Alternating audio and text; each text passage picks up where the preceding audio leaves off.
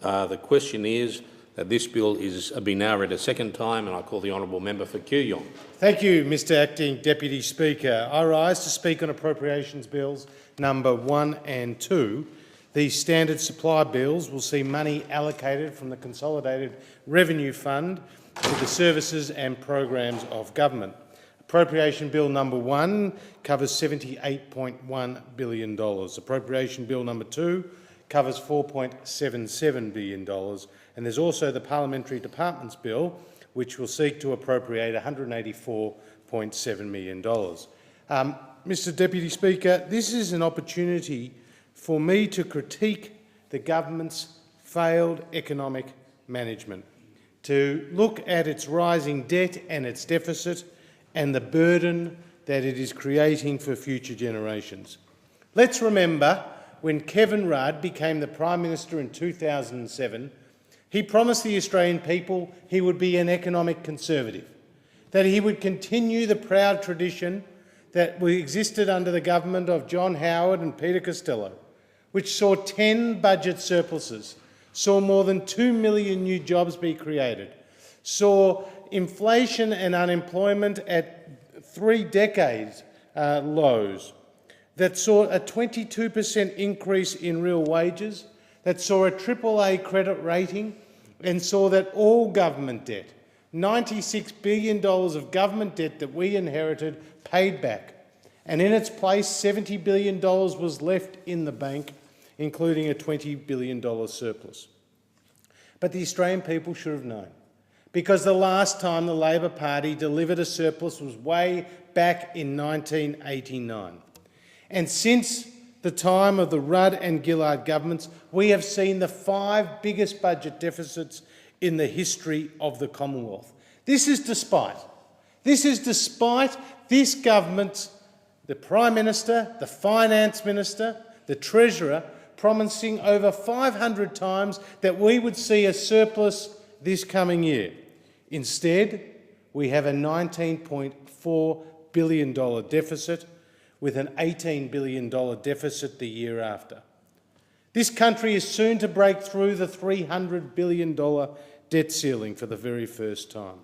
And on the forward estimates, we are going to a $400 billion debt. We, as a result of that bill, will be spending more than $8 billion just meeting the interest payments on that bill. That's the price of 8 new teaching hospitals right around Australia. That would pay for the Gonski reforms plus half the NDIS. Or that would build the East-West Link or WestConnex. That's what the interest bill alone is costing the Australian people. We've seen falling productivity and higher unemployment. We've seen more than 20,000 new public servants. And I'm afraid to say there are now 1,600 staff employed in federal departments as spin doctors, just managing communications and media and marketing and public affairs. 1,600 people working in that role. We've seen nearly 30 new or increased taxes, the daddy of them all being the carbon tax and, of course, the mining tax. We've seen more than 20,000 new regulations, red tape and green tape, hurting big and small businesses alike. We've seen broken promises, not only the carbon tax, but what about the government's commitment not to affect the rebate on the private health insurance? Or what about the government's promises to deliver family tax benefits and increases in family tax benefit A in particular? We've seen more than 100,000 jobs across Australia go in manufacturing, the most painful being the recent announcement by Ford that it will be closing down its operations in Geelong and Broadmeadows. And we've seen more than 250,000 jobs go in small business. We've seen emboldened unions. In the Fair Work Act, there are 120 areas where unions have more control than ever before. We've seen days lost from industrial disputes dramatically increase and the number of unfair dismissal claims as well as go up. And we've seen the tragedy of 42,000 unauthorised arrivals making a mockery of the government's border protection policies. This has led to a $10 billion blowout in this government's budget. Let's not forget, Mr Acting Deputy Speaker, that in the years between 2002 and 2010, there were just 10 boats that came to Australia, just 10 boats with less than 250 people.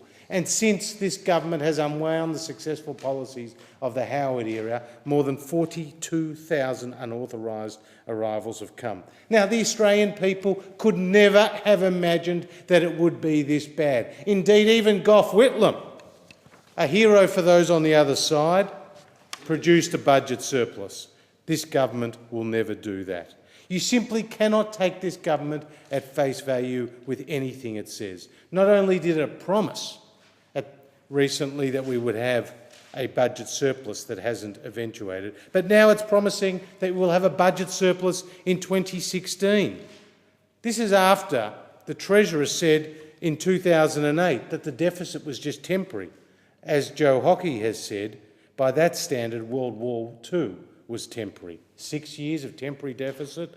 I do not believe it. It's going to be many, many more years of that. In fact, the Treasurer began his speech announcing last year's budget with the line, "Tonight I announce 4 years of surplus." That is extremely laughable. Now, can you believe that the Treasurer said the following on just the 22nd of May this year, and I quote, "No other government in our history, in the history of the world, ever throughout time, has done what we have done in the recent budget, which is to bring the budget back to surplus over time." Is Wayne Swan a comedian? Because if he is, he's a very bad one at that. And again in this budget, this government is cooking the books. When it comes to the mining tax, it currently brings in $200 million of revenue. This government wants us to believe that by 2016, 2017, that the mining tax will produce $2 billion of revenue. That's a 1,000% increase on current numbers. What about the changes in the dollar? What about the changes in the terms of trade? In fact, the terms of trade today is 15% higher than in any year of the Howard government. In terms of the carbon tax, this government has us believe that when it moves to a floating price, that the carbon price will be $12 a tonne, when it's currently around $4 equivalent a tonne in Europe and just 85 cents in New Zealand. And then in Senate estimates, when officials were asked how did they come to this number of $12 a tonne, moving up to $38 a tonne over time, they said we've taken the straight line method. What is the straight line method? Why wouldn't you be looking at market trends?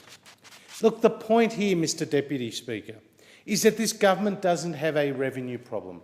In fact, revenue is up $80 billion from the last year of the Howard government. This government has a spending problem. More than $192 billion has been spent, more than it has raised over the last 5 years.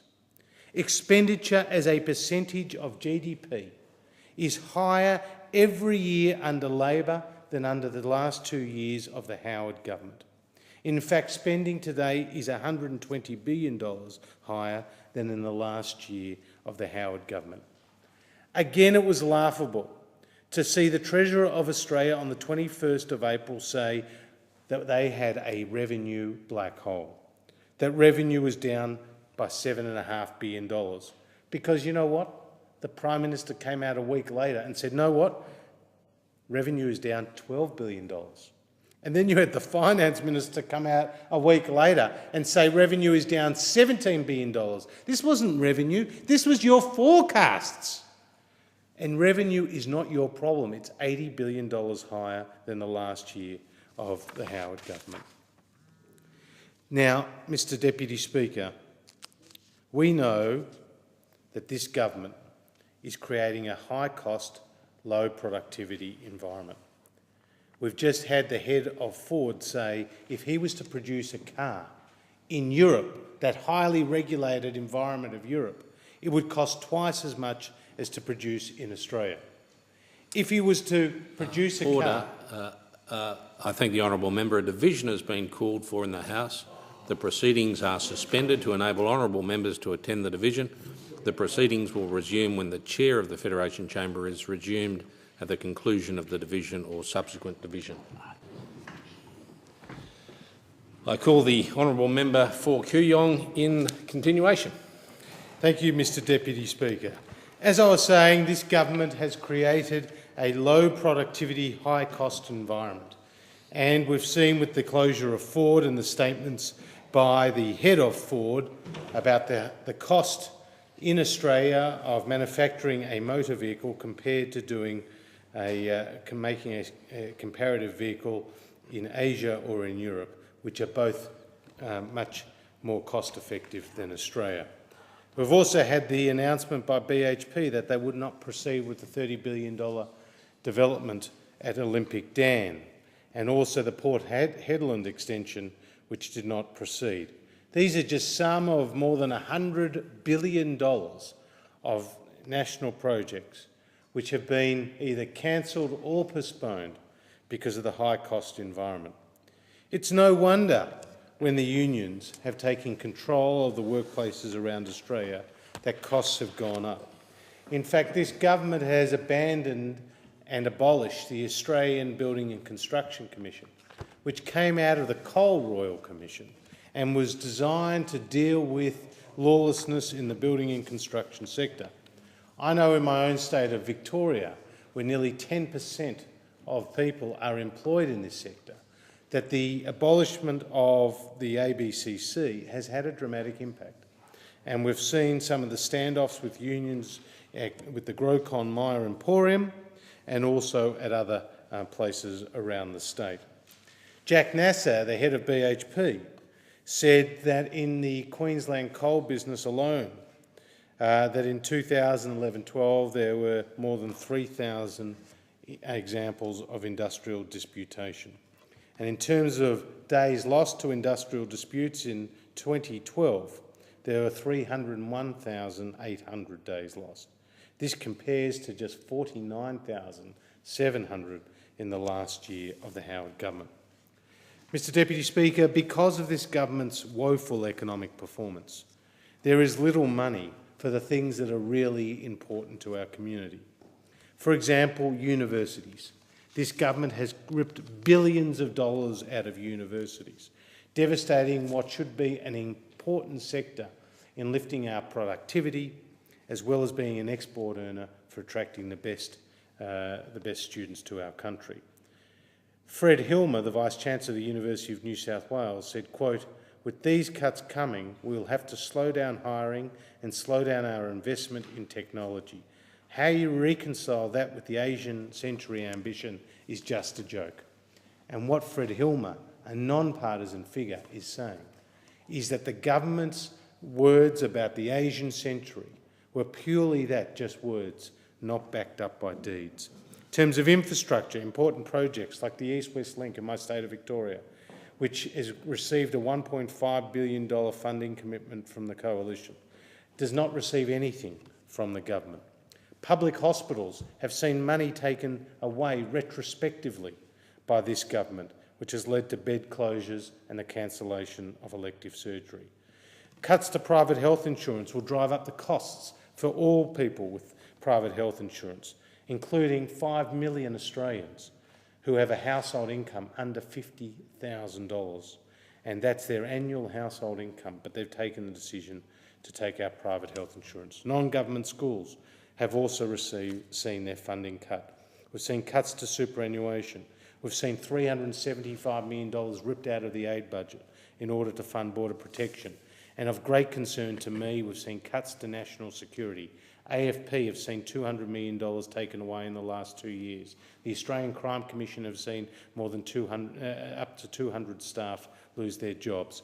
The ASIO budget has been slashed by over $16 million in 2011-12. Customs have seen 130 staff be cut, and defence spending is at its lowest level since 1938 at 1.56% of GDP. In fact, in GDP terms, we're the 65th country in terms of spending on defence, the 65th country, when we are the 12th or 13th biggest economy in the world. That is a disgraceful record on behalf of this government. Mr Deputy Speaker, this government has no answer to the demographic challenge that's facing this country, no answer to the structural deficits, no answer to how we can end the age of entitlement. We, on the other hand, have a blueprint for reform in manufacturing, in advanced services, in education, in health, in agriculture, and of course in resources. This will be based on our commitment to smaller government, personal responsibility and individual freedom. If we get the chance on September the 14th, we'll not only produce budget surpluses once again, but we'll ensure that all Australians are better off. I thank the honourable member.